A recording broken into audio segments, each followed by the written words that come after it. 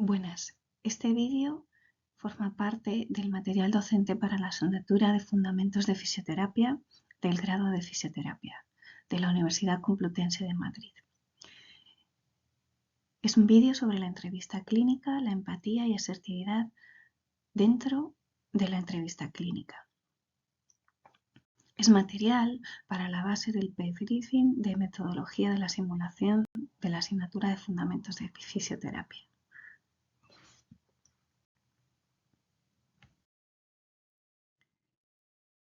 En este vídeo vamos a hablar de la empatía y la asertividad en el sanitario y en el fisioterapeuta, sus beneficios, qué es y qué beneficios tiene, así como emplearlos específicamente en la entrevista clínica. También vamos a hablar de qué tipos de pacientes nos podemos encontrar y vamos a ver de manera práctica cómo podemos utilizar estas herramientas para el uso y la práctica de la entrevista clínica del paciente de fisioterapia. La empatía se ha definido como la capacidad de conocer con precisión los sentimientos de los demás y comprender el significado de esos sentimientos. Es una definición amplia y un concepto amplio y cada vez se va definiendo más con la empatía en diferentes niveles. Los modelos categóricos se centran en definir la empatía en dos diferentes tipos de mecanismos. La primera de ellas, empatía cognitiva, la denominan aquella que nos ayuda a comprender los sentimientos y el estado mental de las otras personas. Y así también, por lo tanto, entender los puntos de vista del otro desde su propia situación. Se define también la empatía de bajo nivel o empatía afectiva, aquella capacidad de imitar automáticamente la respuesta emocional, es decir, la respuesta emocional de los otros, poder comprenderla como si fuera nuestra y desde qué sentimientos las pueden estar realizando. Incluye, por ejemplo, la preocupación empática con otra persona, comprender la angustia y los sentimientos de otros. Se ha llegado a definir incluso un tercer tipo de empatía, que es la empatía social, en la que se puede llegar a comprender el contexto social en el que suceden determinados hechos y comprender no solo a una persona individualmente, sino la situación que subyace dentro de un encuentro social, y comprender si alguna persona dentro de un contexto social se encuentra bien, desea hablar o cualquier otro tipo de necesidad que pueda tener. Como podrán comprender, la empatía dentro de lo que es el profesional sanitario es de vital importancia para comprender mucho al paciente, pero es que existen numerosos estudios que observan mejoría ya no solo en el propio paciente, puesto que los propios pacientes demuestran una mayor adherencia al tratamiento cuando son tratados por sujetos y por profesionales sanitarios empáticos, no solo la adherencia al paciente, sino al tratamiento, sino que están mejor cuidados, se sientan mejor y están más atendidos. Aparte de conseguir grandes beneficios en el paciente, como decía, la empatía ha demostrado que ayuda a los profesionales sanitarios a reducir sus tasas de depresión y ansiedad y agotamiento, siendo todas las profesiones sanitarias, todas ellas de un alto índice precisamente de burnout o cansancio laboral o quemazón laboral debido a las demandas emocionales de los pacientes, debido a los cambios de horarios, debido al propio estrés y preocupación por el paciente. Bien, pues todas estas circunstancias mejoran en aquellos profesionales sanitarios más empáticos. Y además favorece que el trabajo en equipo entre los profesionales sanitarios sean mejores y con mayor gratificación. No queremos dejar de lado no queremos dejar de lado la importancia que tiene no solo tener una buena empatía, sino también el problema que supone carecer de ella, puesto que una mala empatía predice una atención deficiente al paciente. Aquellos pacientes, además, que están tratados por sujetos poco empáticos, tienen un infratratamiento del dolor. La falta de empatía predice una atención deficiente del paciente, es un predictivo. Y algunos autores como Joyner han indicado que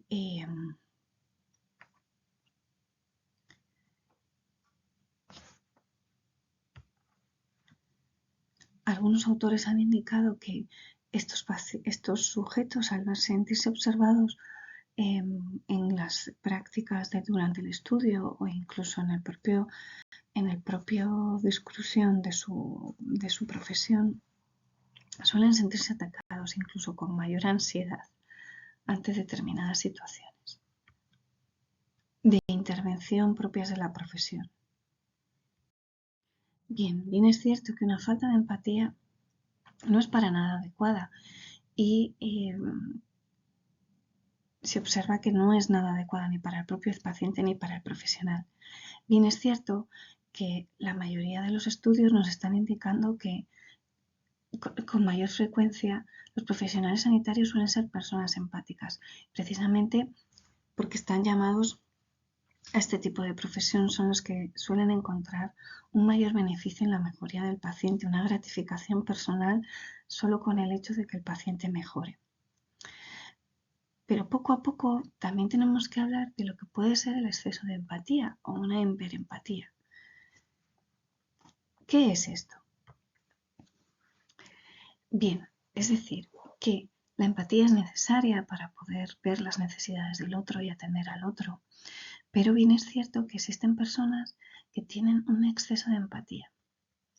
Estas personas no es que elijan ser más empáticas de lo normal, ni que piensen que por ello van a ser más profesionales. Simplemente su empatía ante el sufrimiento, las necesidades del otro, les hace extralimitarse en su actuación. Es decir, reaccionan automáticamente porque perciben una emoción muy intensa o de manera muy intensa en las necesidades del otro, de tal manera que no racionalizan sus reacciones y a veces pueden hacer que descuiden sus propias necesidades. Esto dentro del ámbito sanitario implica muchos condicionantes de mala actuación. Por ejemplo, pueden ser que ponderen las necesidades de un determinado paciente por ser muy demandante y de alguna manera descuiden otros que quizás a lo mejor con menos necesidades, pero también con ellas necesitan ser atendidos. Por lo tanto, la empatía es una necesidad, por supuesto, y es una cualidad abundante, pero su defecto debe ser corregido, por supuesto, y señalado, pero su exceso también puede tener otra serie de problemas y además genera muchas situaciones de abuso en el ámbito laboral. Por lo tanto, ¿qué podemos hacer si pensamos que tenemos un exceso de empatía? Bueno, en primer lugar es identificarlo. Identificar que a veces el sufrimiento y las necesidades de los otros nos abruman de tal manera que reaccionamos automáticamente. Y una vez que tomamos conciencia de ello, podemos actuar. Y lo que nos dice, empiezan a surgir nuevos conceptos. Por ejemplo, la psicóloga Marcia Reynolds lo que indica es que debemos de tener una empatía selectiva, es decir, controlar un poco dicha empatía. Viendo esa emoción tan intensa, racionalizarla y pensar, bien, ¿puedo satisfacer esta demanda de esta persona? ¿Hasta dónde? ¿Puedo satisfacerla sin implicarme, sin desatender mis propias necesidades o las de otros pacientes? Entonces puedo hacerlo. O bien puedo ver esta situación y decir, ¿es una situación realmente urgente? ¿Puedo dejarla para más adelante? ¿O es necesario que la haga otra? José Luis González de la Ribera habla no solo de empatía selectiva, sino de empatía. Él entiende este concepto como algo que va más allá, es algo complementario a la empatía. Vendría del griego pateia, y que significa literalmente sentir fuera. Y sería el proceso mental de la exclusión activa de los sentimientos inducidos por otros.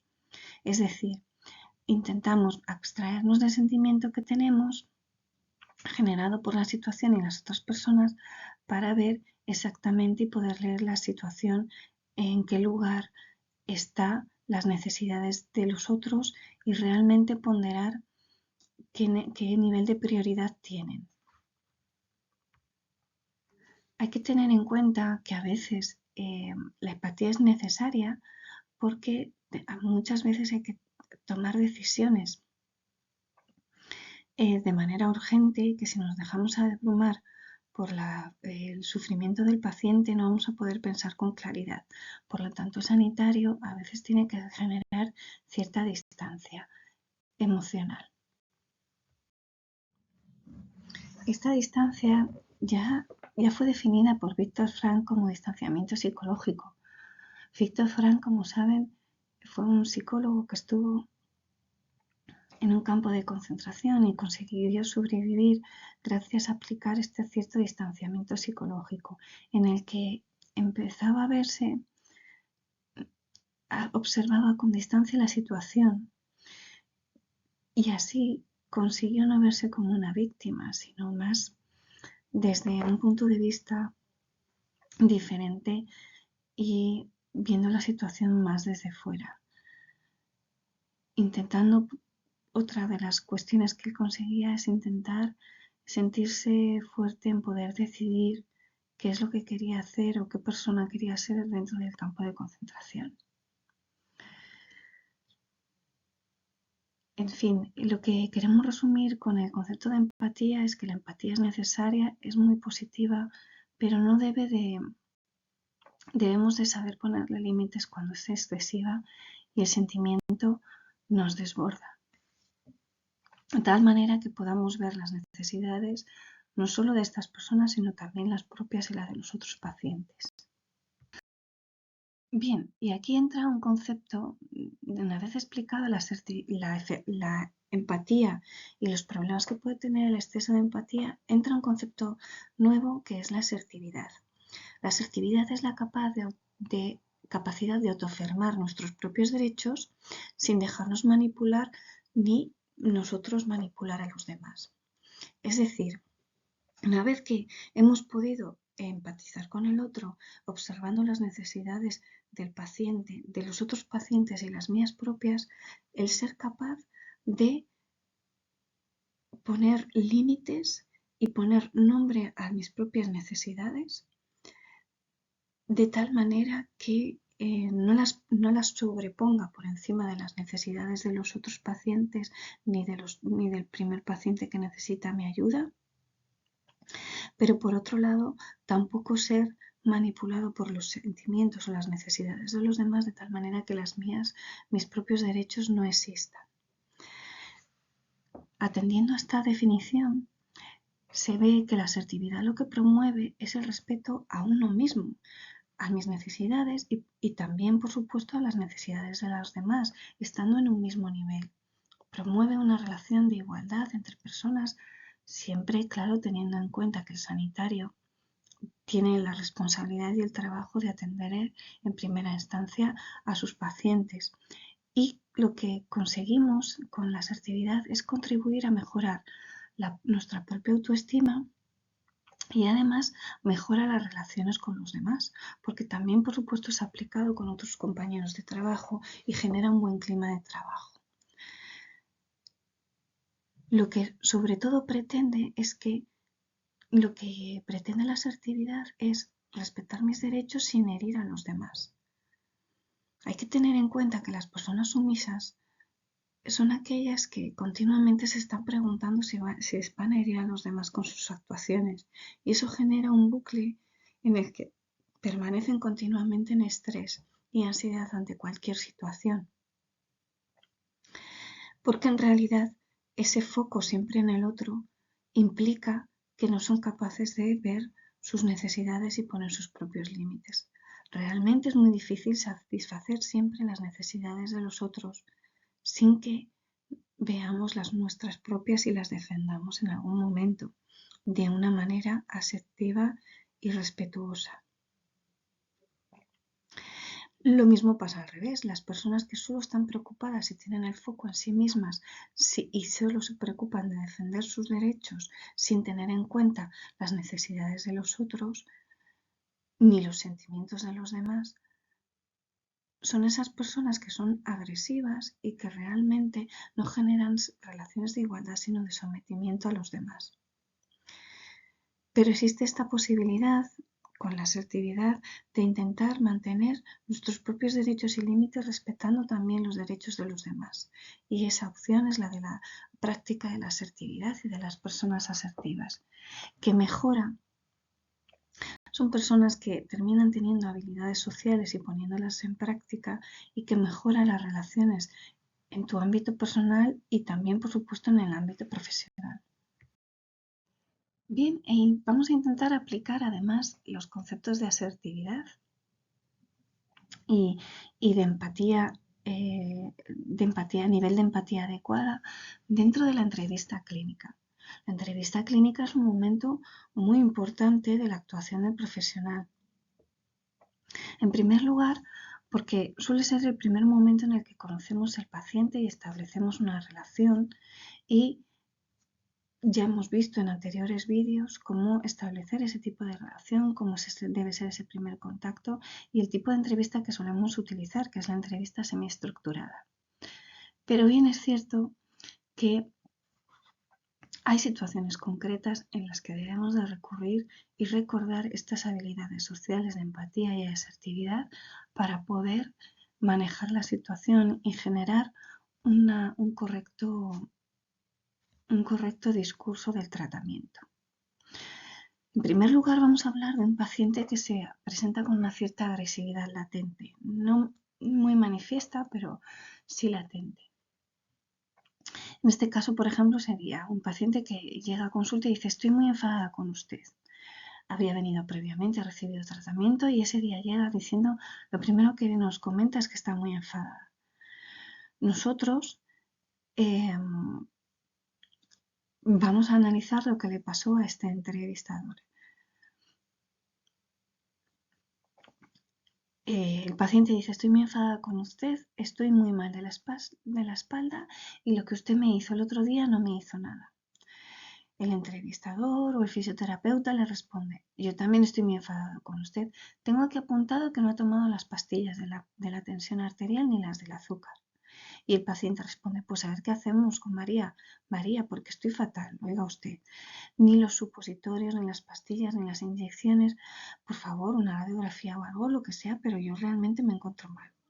El entrevistador comenta: no me extraña cómo viene. Mientras usted no me haga caso, no vamos a ir a ninguna parte.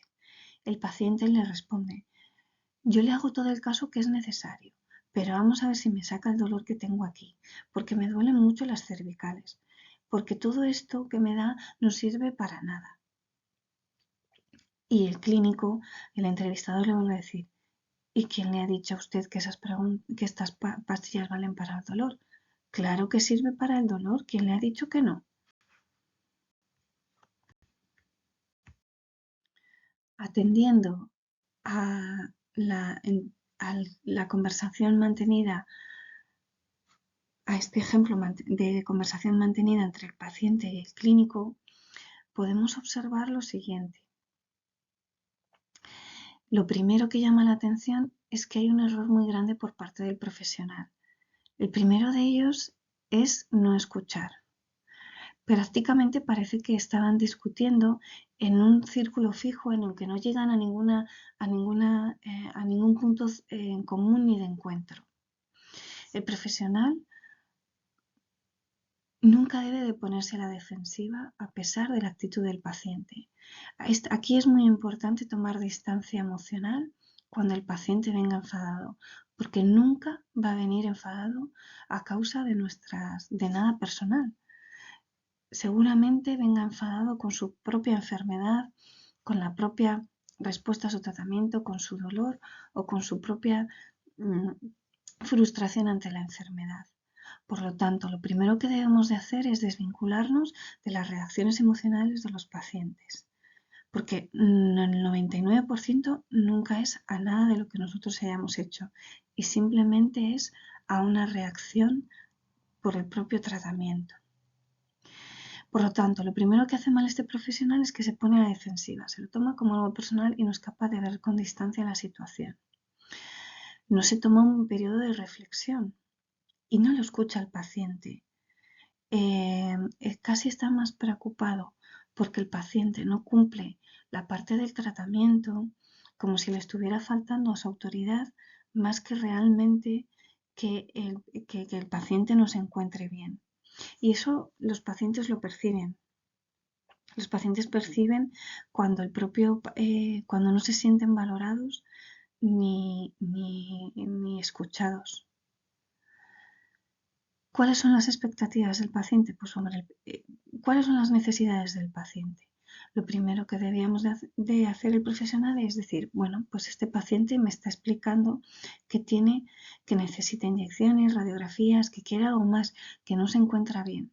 Seguramente está nervioso porque todo lo que le comenta es incoherente, no sabe si quiere tener una radiografía, más pruebas o más inyecciones. Lo que sí que está claro es que está nervioso porque parece ser que no le funciona el tratamiento.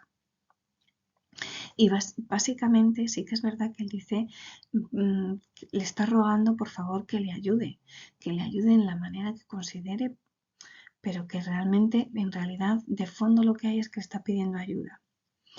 Sin embargo, el profesional parece que toda la situación de cómo lee el profesional, lo único que percibe es que no le está haciendo caso y que está atendiendo a su autoridad, está cuestionando su autoridad. ¿Está suficientemente delimitado el motivo de consulta? Bueno, realmente subyace de fondo que el paciente necesita más atención, quiere que le haga más caso, pero en realidad todavía no hay una respuesta concreta de si realmente él ha sido efectivo en nada, en un poco o qué necesita.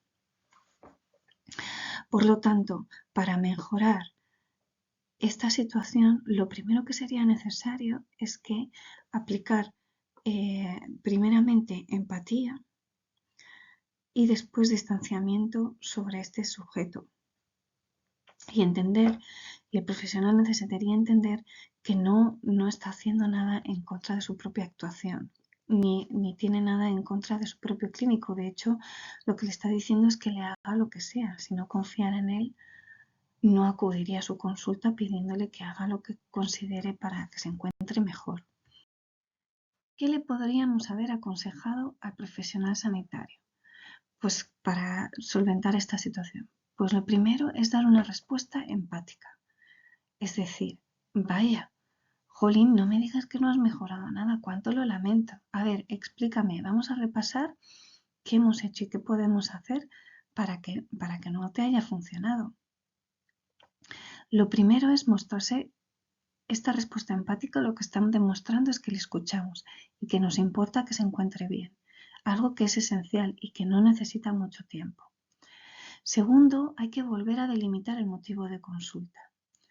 Pero bueno, ¿este dolor de cervicales era el mismo que te traía de consulta o es un poco diferente al que al que viniste el otro día? Hay que ver si es lo mismo o es una demanda nueva. Después le tendríamos que haber reconocido los objetivos. Es decir, cuando el paciente empieza a divagar, hágame una radiografía, etcétera, diciendo vamos a ir a lo importante, vamos a ver qué es lo que necesitas. Por ejemplo, sé que estás enfadada y que nuestro objetivo tiene que ser que tú mejores, pero vamos a intentar, siéntate aquí y vamos a hablar despacio para ver cómo podemos solucionarlo. Por lo tanto, la conversación podría haber sido de la siguiente manera. El paciente dice, estoy enfadado con usted, estoy fatal de la espalda, lo que me dio no ha funcionado. La respuesta habría que decirle, vaya, lo siento que te haya pasado esto, pero ¿era este tipo de dolor por el que venías hoy o es diferente? No, vengo además porque además estoy muy nerviosa y no duermo por la noche. Y lo que podemos hacer es intentar ver qué demanda es una por encima de otra, o intentar prevenir que no haya muchísimas demandas en una misma consulta. Esto sucede mucho en fisioterapia cuando te dicen me duele el cuello, la espalda y también un poco esta rodilla. Bueno, entiendo, dime todo lo que te duele y vamos ahora a establecer qué cosas vamos a ver ahora y qué siguientes en una siguiente cita para que nos dé tiempo a explorar todo. El paciente puede responder no de una primera instancia muy alegremente, pero al finalmente termina entendiéndolo porque puede decirle, ¿parece poco lo que me pasa? ¿Y no lo puedes hacer todo en el primer día? Entonces lo que podemos hacerle entender es, bueno, el dolor de espalda, dígame qué es lo que más le duele y por ahí empezamos. Y seguramente vamos a valorar si no duerme por el dolor de espalda o es por otro tipo de cosa. Entiendo que estés enfadada porque no duermes bien. Y el paciente le puede responder, sí, estoy enfadada, eso es. Bueno, pues vamos a ver, vamos a mejorarle los dolores y los nervios, nos dedicamos hoy a la espalda y si quiere el otro día le vemos la rodilla, ¿te parece? Y de esta manera podrían intentar conseguir un acuerdo y un punto en común y un objetivo común entre ambos. De tal manera que hay un esquema que se utiliza mucho y que puede venir muy bien para muchísimas situaciones, como puede ser, como es, por ejemplo, esta que hemos visto en la que el paciente está enfadado. Tenemos, por un lado, en primera instancia, acercarnos empáticamente al paciente para que se sienta escuchado. Después, clarificar y delimitar la demanda. Bueno, cuéntame entonces por qué venías. Entiendo que no estés bien, que estés enfadado. Cuéntame entonces, ¿estás enfadado porque por este dolor o por uno nuevo o porque no te ha funcionado o porque tenías otra expectativa? Y en función de lo que nos cuente, volver a establecer unos nuevos objetivos. Y quizás en estos nuevos objetivos puede ser que tengamos que cambiar algún tipo de tratamiento o incluso la consecución de las citas, etcétera. Pero siempre llegando a acuerdos con él y sintiéndose escuchado el paciente.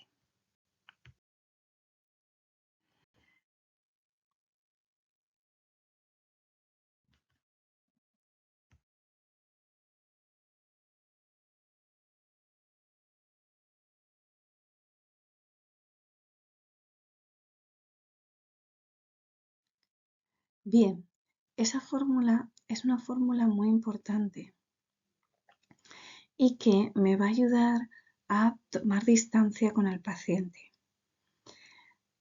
a poder ver cuáles son sus necesidades en un primer momento entre esa primera respuesta empática y después poder clarificar realmente cuál es su objetivo, encuadrarlo, porque a veces ellos no saben decir exactamente qué les pasa.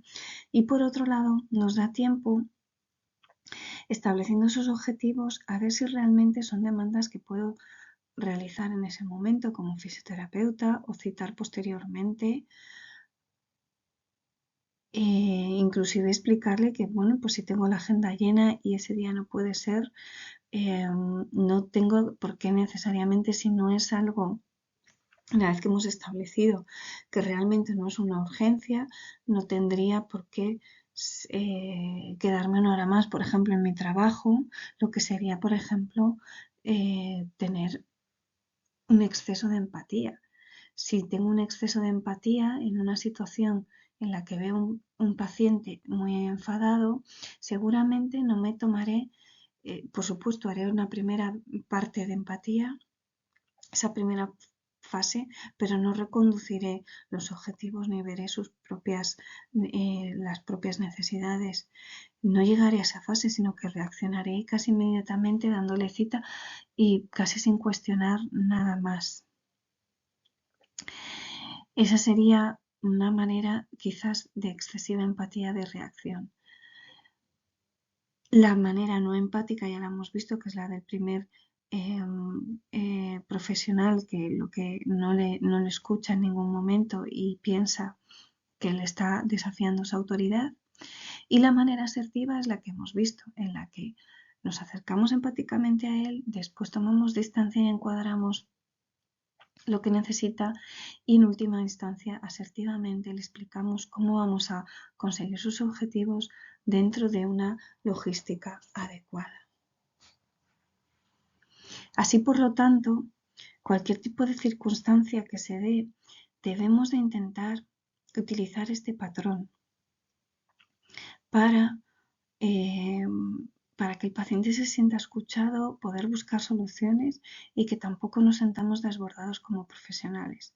Y situaciones pueden ser de muy diversa índole, desde pacientes con depresión, poco motivados, inclusive lo contrario, pacientes excesivamente motivados y polidemandantes. Podemos encontrarnos acompañantes que quieren inmiscuirse excesivamente en las decisiones del propio paciente. Es decir, puede haber infinidades de situaciones que podemos solventar, la mayoría de ellas con esta fórmula. También hay que tener en cuenta que el propio profesional puede tener sus propios días de mayor o peor humor, inclusive sus propios problemas personales, que si nos tomamos este tiempo y esta fórmula de distanciamiento nos puede ayudar a enfocar el día a día de una manera más acertada, ¿no? Y observar que muchas de las veces simplemente lo que necesitamos es descansar, etcétera, etcétera. También es necesario a veces dedicarse un poquito de tiempo antes del inicio de la jornada o incluso antes del inicio del comienzo de un tratamiento con una persona, el ver cómo me encuentro y qué cosas me voy a decir para poder afrontar la jornada o cualquier intervención. Les dejamos aquí también más información sobre la entrevista clínica para que puedan aumentar y puedan mejorar y profundizar en este tema tan interesante.